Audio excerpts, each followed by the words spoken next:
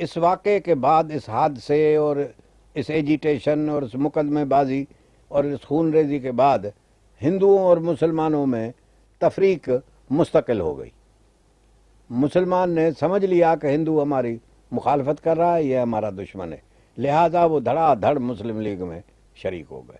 تو سندھ میں مسلم لیگ کی بنیاد اس منزل گاہ تحریک کی وجہ سے یہ پڑی۔ تو اس لیے ہم کو سندھ میں زیادہ محنت نہیں کرنی پڑی اور مسلمانوں کو مسلم لیگ میں لانے میں۔ اب جب یہ واقعات ہو رہے تھے تو وہاں پہلے ہی لاہور سیشن جو تھا وہ ہو رہا تھا۔ اب ایک چیز یہ تھی جو اثر انداز ہوئی۔ اب دوسری چیز پہ آئیے۔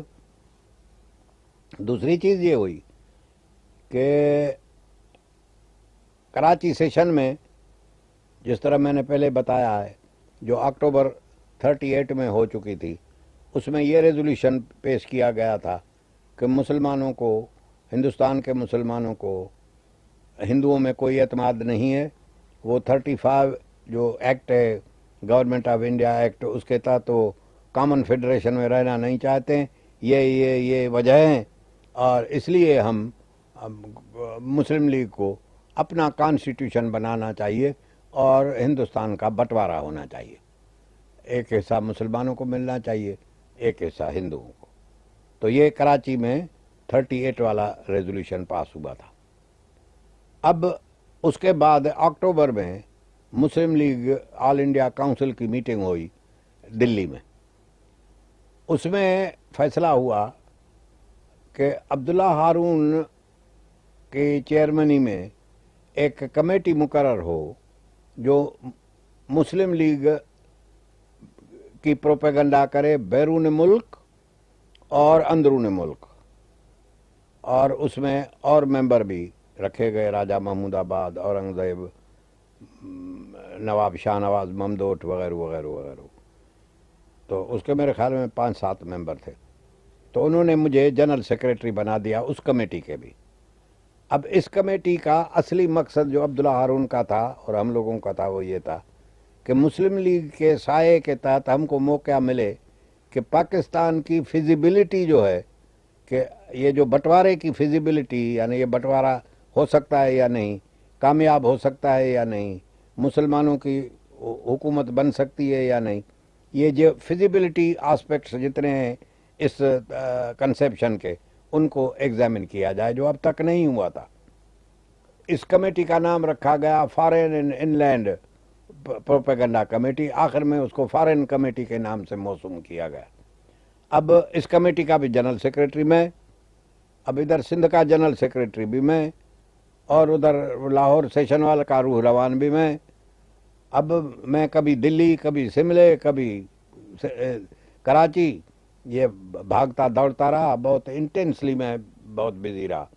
اب اس کمیٹی نے، اس کے اجلاس ہوتے رہے دلی میں، figures, facts, census, budget reports ہم سب انڈیا کی پڑھتے رہے اور کیس بناتے رہے فار پارٹیشن، کہ یہ ثابت کرنے کہ it is feasible to divide and partition India and give مسلمانس a separate territory for their homeland، اور جو اکثریت کے صوبے ہیں مسلمانوں کے، وہاں ان کی حکومت ہونی چاہیے۔ تو اس کا فیزیبلٹی اس کمیٹی نے کو ایگزامن کرنی تھی، اور ساتھ ہی ساتھ عبداللہ ہارون نے یہ بھی انتظام کیا کہ جہاں جب ایک طرف تو یہ ہو رہا ہے ٹیبل ورک، دوسرے طرف وفود ڈیپوٹیشنز بھیجے جائیں جو انڈیا بھی کے مینارٹی پراونسز، جو مسلم مینارٹی پراونسز ہیں، وہاں جا کے پارٹیشن اور پاکستان کی پروپیگنڈا کریں، اور جو مینارٹی کے ریپریزنٹیٹیوز ہوں وہ میجارٹی پراونسز میں آ کے اور پروپیگنڈا کریں، تاکہ ان کا مقصد عبداللہ ہارون مرحوم کا یہ تھا کہ مسلمانوں کو پارٹیشن اور پاکستان کی آئیڈیا سے فیملیرائز کیا جائے، وہ اس سے مانوس ہو جائیں، وہ سمجھیں کہ یہ بھی ایک راہ نجات ہے۔ یہ سب اس فارن کمیٹی کے نام سے ہم نے کرتے رہے۔ مقصد فارن کمیٹی کا تو پروپیگنڈا تھا مگر یہ سب چیزوں پہ ہم نے قبضہ کر لیا. ادھر وہ ہم ایگزامن کرتے رہے, مولانا غلام رسول مہر اور میں دو اور تو ممبر سب اپنے اپنے ٹھکانے لگ چلے گئے. ہم 2 آدمی دلی میں بیٹھے یہ بھی ورک آؤٹ کرتے رہے.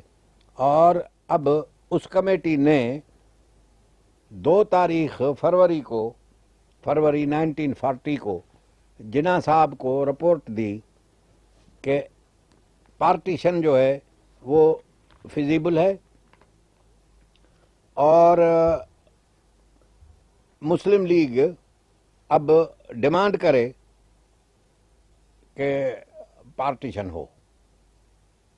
اس نے 5 اصول عبداللہ ہارون نے اس کمیٹی کے نام سے قائد اعظم کے سامنے رکھے. اب عبداللہ ہارون نے ان کو 2 نومبر کو 2 فروری 1940 کو وہ لیٹر جناح صاحب کو دیا, اور وہ لیٹر جو ہے وہ آرکائیوز میں عبداللہ ہارون کی کرسپونڈنس جو جناح صاحب کے ساتھ ہوئی وہ اب تک محفوظ ہے. اس لیٹر میں ریکمینڈ کیا گیا تھا کہ پارٹیشن از پریکٹیکیبل, وہ ہونی چاہیے, اور مسلم لیگ کو اب لاہور سیشن میں جو ان قریب ہونے والی ہے مارچ میں, اس میں فوراً ڈیمانڈ کرنا چاہیے کہ انڈیا کا پارٹیشن ہو اور مسلمانوں کو علیحدہ فیڈریشن ملے.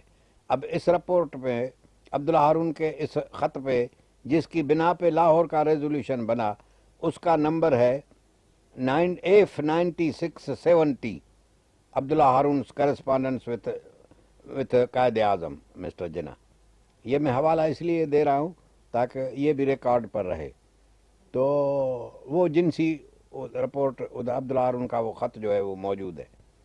اب یہ احوال اخبارات میں بھی آیا اسی وقت اسی دنوں کہ یہ کس طرح کا ہوا یہ ریکمنڈیشن. میں ساتھ ہی ساتھ یہ بھی بتا دوں کہ جہاں اور کام کرتا تھا تو وہ ایک اخبار ویکلی بھی چلاتا تھا کراچی سے, مسلم وائس اس کا نام تھا. تو میں نے اس اخبار میں نے اس دن کا جب یہ عبداللہ ہارون نے یہ لیٹر پیش کیا اس کا احوال 22 مارچ 41 کے ایشو میں اپنے ریمینسنسز میں اس طرح دیا ہے, ان الفاظ میں انگریزی میں بیان کرتا ہوں. In the previous year, on the eve of the League conference at Karachi, we had found Mr. Jinnah almost in an indifferent mood over this question. He no doubt allowed us to hint at the possibility of the Muslims refusing to remain under a non-Muslim center, but it was all to be a hint, a threat, a political stunt. Beyond that, we did not think Mr. Jinnah will ever allow us to move. Between the Karachi conference and our meeting at Delhi, much water had gone down the bridge. But despite all these developments, the League High Command had as yet never declared itself so firmly and so irrepressibly for assignment of a separate homeland for Muslims. Of course, we had torpedoed 1935 Federation and the ideas as to what kind of constitution would suit the Muslims the most, were agitating the minds of Muslims, but they had yet never found expression through the proposal of Pakistan. This entire background was before Sir Abdullah Harun when haltingly, hesitatingly, he took the letter from me. By letter, I mean the letter in which we had recommended that we should pass a resolution now, formally, in the League session, in favor of partition of India. So the court continues. What would be its reactions on Jinnah? Will they ridicule these ideas in tomorrow's working committee meeting? These were perhaps the questions which exercised the old man Abdullah Harun's mind as he proceeded towards Mr. Jinnah's residence. He undertakes, Abdullah Harun, stupendous schemes, but in the beginning he always hesitates. Few can put up with his habit of hesitancy. I would like to mention here the fact that in the meeting of the working committee which took place on the following day, Our recommendations had been accepted in principle with only slight verbal modification which the ego of the High Command alone must have necessitated. Sir Abdullah Haroon was most jubilant. His child had proved attractive. It had been hugged and adopted by the High Command. What happened subsequently, how we met several times afterwards to prepare a consolidated scheme, how the Lahore resolution was drafted in the light of the principles laid down at Delhi and piloted through this session are stories which must for the present be held over. The quote ends. This is in the issue of Muslim Voice, Karachi, March 22nd, 1941, 1 year after the resolution, while Mr. Jinnah was alive, when every one of the main workers was on the spot. Now, after this recommendation, जिस तरह मैंने कहा है कि ये working committee मुस्लिम league की जो meeting हो रही थी 3 फरवरी 1940 को, उसमें इन्होंने उसूल ये फैसल किया कि हम लाहौर वाली सेशन में जो 1 महीने के बाद होने वाली है उसमें हम डिमांड करेंगे पार्टीशन ऑफ इंडिया। तो अब सवाल पैदा हुआ कि वो रेजोल्यूशन ड्राफ्ट हो, वो रेजोल्यूशन क्या हो। अब मैंने नहीं देखा कि ये रेजोल्यूशन किसने लिखा, मगर जहाँ तक मेरा तजर्बा है कि बातें तो रेजोल्यूशन में वही थी जो हमने फॉरेन कमेटी की तरफ से अब्दुल्ला हारून ने अपने लेटर 2 फरवरी के ज़रिए पेश की थी, मगर फ्रेजियोलॉजी किसकी थी। मेरे तजर्बे के मुताबिक जहाँ तक मुझे जिन्ना साहब की तहरीर का तजर्बा है, ये ड्राफ्ट उनका लिखा हुआ था। दूसरे लोग दावा कर रहे हैं कि हमने लिखा, यहाँ लिखा, वो लिखा, ये गलत है। ये प्रिंसिपल्स वही लिए, मगर ये रेजोल्यूशन जो था वो जिन्ना साहब ने खुद लिखा। उनके अपने हाथ से लिखे हुए रेजोल्यूशन की एक कापी मुझे दी गई उन्हीं दिनों, उसी फरवरी 1940 में, कि मैं दिल्ली से जाकर लाहौर में सर सिकंदर हयात को दिखाऊं कि हम ये रेजोल्यूशन पास करना चाहते हैं, क्योंकि पंजाब बड़ा इम्पॉर्टेंट प्रोविंस है, इसलिए उसकी पहले रजामंदगी हासिल करना ज़रूरी थी ताकि इख्तलाफात पंजाब और बाकी मुसलमानों के बीच में पैदा ना हो। तो उन्होंने मुझे दिया कि मैं जाके और सिकंदर हयात को दिखाऊं। चनांच मैं लाहौर से, कराची, हैदराबाद से, दिल्ली से लाहौर पहुंचा और मैं मौलवी गुलाम रसूल मेहर और उस मौके पे डॉक्टर आलम भी था, मरहूम डॉक्टर शेख मोहम्मद आलम और मीर मकबूल महमूद, इनकी मौजूदगी में हम 5 आदमी थे। हमने जाके सिकंदर हयात को ये दिखाया रेजोल्यूशन। उसने वो ड्राफ्ट मंजूर किया, उसने कहा ये पास होना चाहिए, हम इसमें आपके साथ शरीक होंगे। चनांचे मैंने वो जिन्ना साहब का ड्राफ्ट जो था वो ला के वापस मैंने जिन्ना साहब के हाथ में रख दिया और मैंने कहा कि सिकंदर हयात को कबूल है और इस पे इख्तिलाफ पैदा नहीं होगा। तो रेजोल्यूशन में बाकी एक चीज़ रह गई थी, वो ये थी कि हम जो फिजिबिलिटी रिपोर्ट लिख रहे थे, उन्होंने डिस्कवर किया था कि पाकिस्तान वाएबल तब तक नहीं होगा जब तक उसमें आगरे तक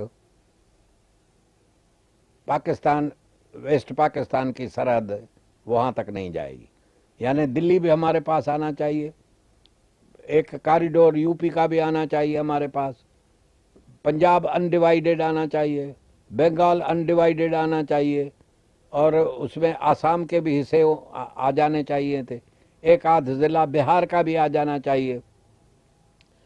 तो इस स्कीम में बाउंड्रीज का चेंज होना ज़रूरी था। हमारे इस स्कीम के तहत जो हम बना रहे थे वो अभी तक हमने जिन्ना साहब को दी नहीं थी, क्योंकि उसके फैक्ट्स फिगर्स तैयार नहीं हुए थे।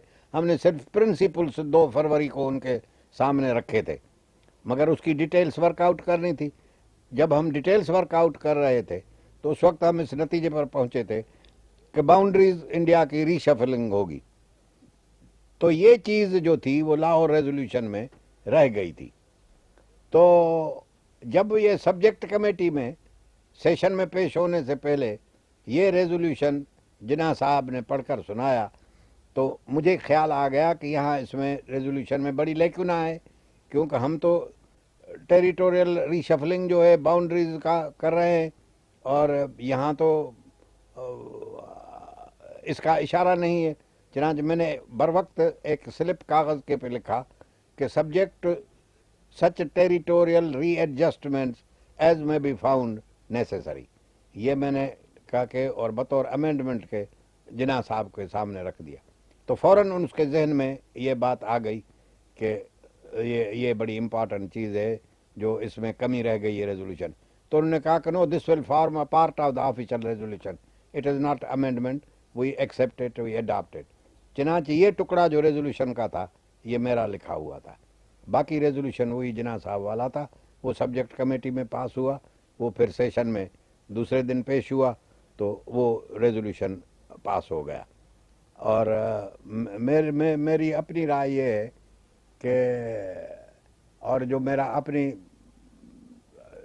دیکھی ہوئی چیز تھی وہ یہ تھی کہ یہ ڈرافٹ جو تھا وہ جناح صاحب کا اپنا تھا، کیونکہ انہی کی انگریزی تھی، انہی کے خیالات تھے، بار بار یہ بحث کرتے رہتے تھے تو مجھے وہ معلوم تھے. اور پھر مجھے ان کے کی تحریر جو تھی وہ مجھے دی گئی، ان کے تحریر میں، ان کی لکھت میں مجھے وہ ریزولوشن کی ڈرافٹ دی گئی تھی جو میں سکندر حیات کو جا کے میں نے دکھائی دی.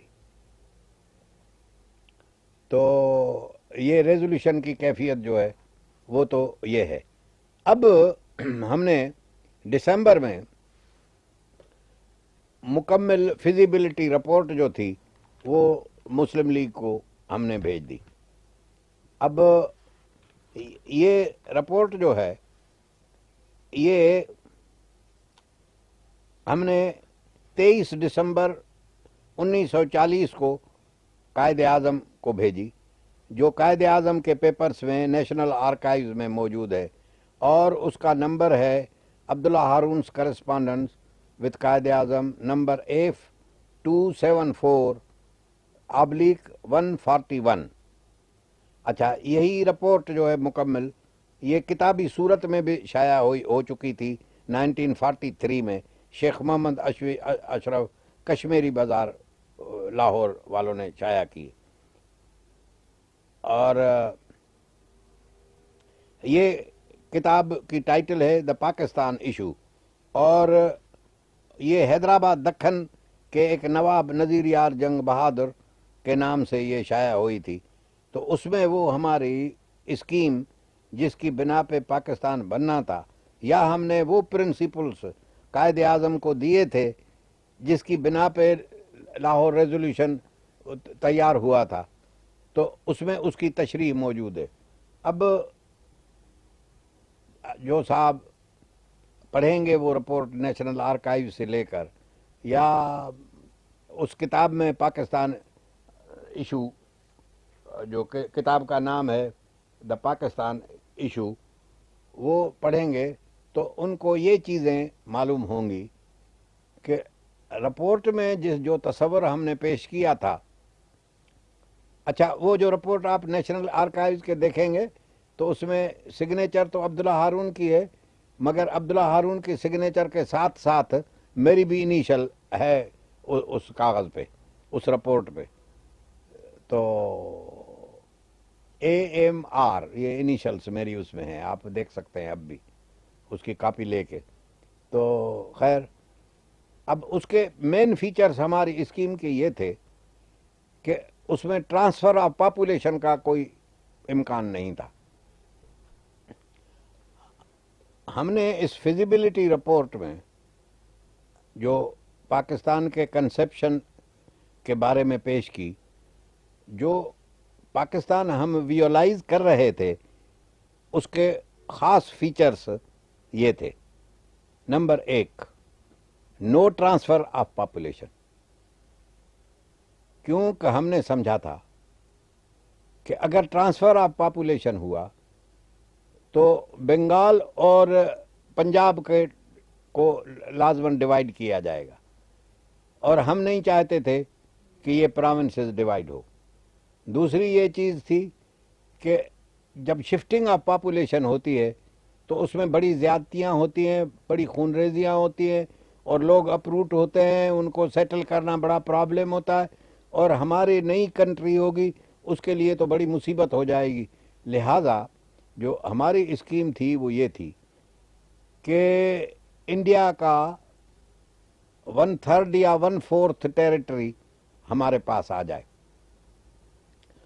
مسلمانوں کا اس ٹیریٹری کے اندر پرسنٹیج اباؤٹ 65 to 70 رہے، پروپورشن مسلمانوں کا، باقی مائنارٹیز ہوں، اور اس کی باؤنڈریز یہ ہوں کہ سارا راجپوتانہ، پنجاب کی ساری اسٹیٹس، پنجاب کا مکمل صوبہ، فرنٹیئر کی اسٹیٹس، بنگال اور آسام میں مسلمان والا حصہ جو جس میں مسلمانوں کی میجارٹی ہے، اور ہماری سرحدیں جو ہوں اس میں کے اندر دلی بھی آ جائے، کیونکہ وہ ہمارا ثقافتی مرکز ہے اور ہماری تاریخ کا بڑا حصہ ہے، وہ امپورٹنٹ جو ہے، آگرے تک ویسٹ پاکستان کی حدود چلی جائیں۔ تو یہ ساری ٹیریٹری آ جانے کے بعد ہماری مسلمانوں کی جو ہندوستان میں مسلمانوں کی ساری آبادی تھی اس کا 64 to 70% کو پروٹیکشن مل جاتی تھی، یعنی وہ یہ سب اس مسلم ٹیریٹری میں آ جاتے تھے، باقی تھوڑے رہ جاتا تھے۔ نہ یہ کہ 10 کروڑ ادھر ہوں اور 8 کروڑ پاکستان میں رہ جائیں۔ تو ہم نے ٹرانسفر آف پاپولیشن، خود قائد اعظم بھی ٹرانسفر آف پاپولیشن کے فائدے میں نہیں تھے، خود انہوں نے کہتے رہے کہ we don't envisage transfer of population, اور خود جو لاہور ریزولوشن ہے اس میں مائنارٹیز کے پروٹیکشن کا خاص اہتمام رکھا گیا ہے کہ with their consent and their agreement جو ہوگا، وہ آپ اگر لاہور کا ریزولوشن پڑھیں تو اس سے آپ کو معلوم ہو جائے گا قائد اعظم کا تصور کیا تھا۔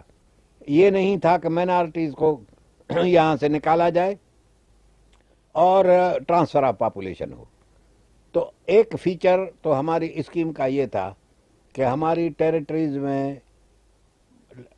یہ راجپوتانہ آ جائے، پنجاب آ جائے مکمل، بنگال مکمل آئے، پنجاب کی اسٹیٹس آ جائیں، اور فرنٹیئر کی اسٹیٹس آ جائیں، اور آسام کا اور سارا، اور بہار کے 2 ضلع جہاں مسلمانوں کی اکثریت تھی۔ تو اس سے مسلمانوں کی اکثریت کو، جو ہندوستان میں مسلمان رہتے تھے، ان کو پروٹیکشن پاکستان کی مل جاتی، وہ پاکستان میں آ جاتے تھے۔ ہمارے تصور سے یہ بات بعید تھی کہ قائد اعظم کو ایسا پاکستان قبول کریں گے کہ جیسے آدھا پنجاب بھی ختم اور بنگال بھی آدھا ختم، کلکتہ بھی ہمارے ہاتھ سے جائے، سب چیزیں، کوئی نئی چیز نہیں آنے پائے، راجپوتانہ بھی نہ آئے، جوناگڑھ بھی چلا جائے۔ یہ سارا جو تھا اس حادثے کے لیے ہم نے رپورٹ میں گنجائش نہیں رکھی تھی، یہ تو بعد میں ہو گیا اور ہم بے زبان رہ گئے، ہم کچھ نہیں بول سکے۔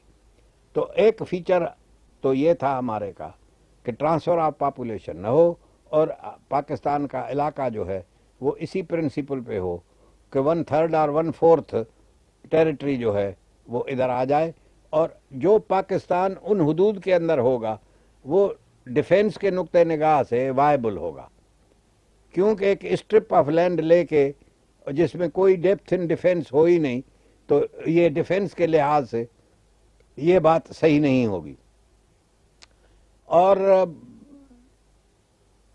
ہمارا زور اس بات پہ تھا کہ ایسا پاکستان بنے جو اگر ہندوستان کے برابر نہ ہو تو بھی اتنا ہو کہ ہندوستان کے مسلمانوں کی میجارٹی کو بغیر ٹرانسفر آف پاپولیشن ان کو پروٹیکشن مل جائے، وہ پاکستان میں آ جائیں۔ اس لحاظ سے اگر آگرے تک ہم چلے جاتے، بنگال ہم کو سارا مل جاتا، پنجاب ہم کو سارا مل جاتا، اور ٹرانسفر آف پاپولیشن بھی نہیں ہوتا، خون خرابہ بھی نہیں ہوتا، اور یہ خانہ بربادی جو لاکھوں انسانوں کی بعد میں ہوئی یہ بھی نہیں ہوتی۔ تو ہم نے رپورٹ کو فیکٹس اینڈ فگرز کے ساتھ، آپ اگر پاکستان ایشو میں یا آرکائیوز میں وہ رپورٹ پڑھیں گے جو فیزیبلٹی کی رپورٹ عبداللہ ہارون کے سگریچر کے تحت قائد اعظم کو دسمبر 40 میں بھیجی گئی، تو اس میں یہ ساری چیزیں جو ہے آپ کو یہ مل جائیں گی کہ یہ مین فیچرز تھے۔ مگر بعد میں جب پاکستان بنا تو خبر نہیں ہے، اس زمانے میں تو ہم قائد اعظم کے قریب نہیں تھے، اور ایسی جلد بات ہو گئی کہ وہ جو ہمارے تصور کا پاکستان تھا وہ نہیں بن سکا، اور صوبے بھی ٹوٹ گئے، اور ٹرانسفر آف پاپولیشن ہوا، اور لاکھوں آدمی جو تھے وہ مارے گئے اور برباد ہو گئے۔ اور آج تک جو ہے چونکہ ہمارا کنٹری جو ہے یہ بالکل ایک اسٹرپ آف لینڈ ہے، ویسٹ پاکستان میں رہ گئی ہے، تو دشمن ہمارے رات دن دندناتے پھرتے، وہ جانتے ہیں کہ اگر کسی ایک جگہ پہ سے 2 جگہیں پہ ہم نے پاکستان کو کاٹ لیا تو پھر سارا ملک جو ہے وہ گر جائے گا، تباہ ہو جائے گا، اور مسلمانوں کی اکثریت کو بھی ہم پروٹیکشن نہیں دے سکے۔ پھر بدقسمتی سے ہماری سے بنگال بھی علیحدہ ہو گیا، تو وہ بھی ہم کو کمی محسوس ہوئی، تو ایک چھوٹی سی مسلم اسٹیٹ پاکستان بن کے رہ گئی، جو 5th largest state in the world تھی۔ جناح صاحب کے پاکستان بنانے کے بعد بھی 5th لارجسٹ اسٹیٹ تھی، وہ خدا جانے اب کون سے نمبر پہ یہ مسلم اسٹیٹ رہ گئی۔ تو اس کے بعد جب لاہور ریزولوشن اور یہ رپورٹیں شائع ہوئیں تو ہندوستان میں ایجیٹیشن نے زور لیا پکڑا، اور ہندوؤں نے اور شور مچایا، مسلمانوں کی توجہ اس طرف گئی کہ یہ بھی کوئی چیز ہے جس نے سے ہندو اس حد تک برفروختہ ہوئے، لہذا یہ ہمارے فائدے کی چیز ہے۔ چنانچہ مسلمان لپکے پاکستان کی طرف، اور آخر جناح صاحب نے پاکستان یہ قبول کر لیا، اور ان حدود کے اندر پاکستان بن کے